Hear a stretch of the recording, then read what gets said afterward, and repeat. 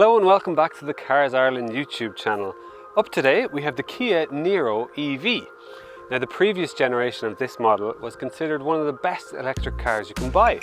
So, can the new one keep up? Let's find out. CarsIreland.ie. Click, click, vroom, vroom.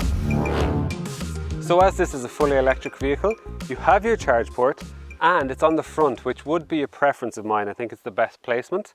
You have a 64.8 kilowatt hour battery with a quoted range of up to 460 kilometers. The reason I have the bonnet up is because they have a tiny bit of storage here. Really tiny. Right, let's look inside. The boot is an impressive 475 litres. You can drop those back seats down in a 60-40 split to reveal even more space. In the back there's plenty of room for someone of my height at 6 foot. And you're well catered to with luxuries like armrest, heated seats, USB-C ports mounted on the back of the seats. There's even a 3-pin plug mounted to the bottom of the seat, and the floor is totally flat, which is also a good bonus. So up front, now as it stands today, there is only one model on offer in the Kia Niro EV, and that is the K4 model. So prices start at about €44,000, and our test car is in mineral blue. What do you think of it? I quite like it. It's a nice colour. Now recently we had the Niro plug-in hybrid on the channel, and I did comment that the interior was quite dark. Not as big an issue on this one because we have these lighter coloured artificial leather seats, and it does give the interior a lift that it certainly needed. They're also very comfy and you get nice support in them, and they are electric too. Plus they're heated and cooled, and the steering wheel is heated too. On this K4 model you get those 17-inch EV specific alloys. You have these two 10-inch screens running right across the dash, and they look the business, they look really well. You've wireless charging down here. You also get lots of driving aids like motorway assist. You have radar guided cruise control where it'll monitor in the car in front and adjust the speed accordingly. And it can even read the road ahead and turn and brake as needed, just to make your life a bit easier. We also have a head-up display, and most importantly there is a heat pump. Very important on an electric vehicle, really helps to increase that range. The icons on the infotainment screen have these very funky neon looking icons. You also have sat-nav, you have all your EV information, you have Android Auto, Apple CarPlay. It's all relatively easy to use. It would be nice to have a volume knob for the volume. That would always come in handy, but instead you have it in the screen or on the steering wheel. You can chop and change between what you control on this panel down here. So it is either your air conditioning or the infotainment screen. Once again, there are knobs for temperature, but not for everything, and it is a bit fiddly, but hey ho, that's what we're dealing with nowadays. Say that every video. You have USB-C underneath, USB port, 12-volt charger, parking sensors, reversing camera.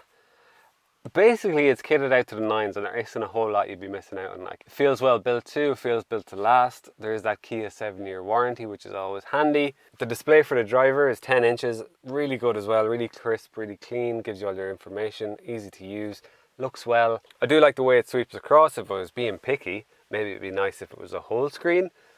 But that's being incredibly picky. Quality is good. This is squishy, very important. Squishy bit for your elbow. Nice spot to rest your elbow on the other side. Steering wheel leather feels really good. Artificial as well, I assume. There are sustainable materials used because EV and environment and protecting all that stuff that we need for the future. It's hard to complain about this interior, really, unless you're being very picky. I believe it's time to take it for a spin. Now before we really dig into the drive, I would like to have a chat about looks. And that's just because I really like the look of the Niro. And I can't really explain why. I was filming it there and I had it on the side profile shot. And for some reason, I just liked it. It just spoke to me. There's something about the shape and the look about it that's quite appealing. It's certainly a lot better looking than the previous model. Anyway, what's it like to drive? First thing that comes to people's minds when you tell them the car is electric is, what's the range? It's the first thing everyone asks. So the quoted WLTP range of 460 kilometers is highly unlikely unless you really do only town and have decent weather. That's the only real situation you're going to get that. But in saying that, the Niro EV is very efficient and it does seem to use that battery really well. So in my time with the car, we're talking between 16 and 18 kilowatt hours per 100 kilometers. So how that works if you're not into EVs is if you take the size of the battery, so the 64.8 kilowatt hours, divide that by the 16 or the 18, and you'll get the amount of kilometers it can do, the amount of 100 kilometers it can do. If it's 16 kilowatt hours per 100 kilometers, you're getting about 405 kilometers. And if it's 18, you're talking 360, I think. 64.8 divided by 16, 405. 64.8 divided by 18, 360. Grand. So all pretty decent, and between 350 and 410 kilometers is good range. Next on the list is power. So you get 204 PS from the Niro EV, and you'll get to 100 kilometers an hour in about 7.5 seconds. But the real appeal of EVs is the access to the instant torque straight away. So when you put your foot down, it moves. That means overtakes are easy and dealt with very quickly without any drama. It always puts a smile on people's faces. And when people who've never been in EVs either are passengers or try it out, it always gets a giggle. It drives nice too, it's comfortable, it's quiet, it's relaxing. You don't feel the need to drive on particularly hard. Steering is decent, no feel or anything like that, but it's nicely weighted, reflective of the car, and I have no real issues either. Comfort's really good too. Irons out most stuff without any issue at all. I've been very comfortable in it. You do hear your tyres, you do hear the road noise, and that is pretty typical with EVs, but nothing too intrusive really. So just to give you a sense of driving an EV, maybe if you never have, is Kia do include the weight of the batteries on their spec sheets.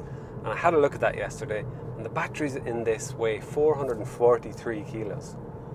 So to put that into perspective, I weigh about 80 kilos, give or take. So it's like having 5 of me in the car at all times.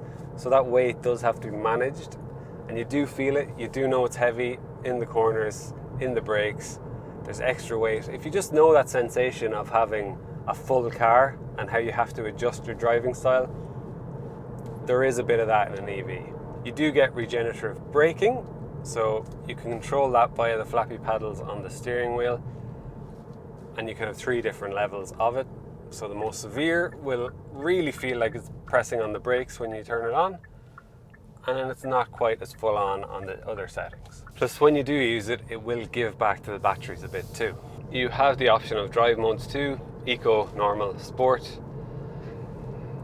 As with most cars like this, you probably won't really use sport, and when you push the accelerator, it's a bit more punchy. So sport mode, now it just kicks in a bit quicker and uses that EV power a bit faster.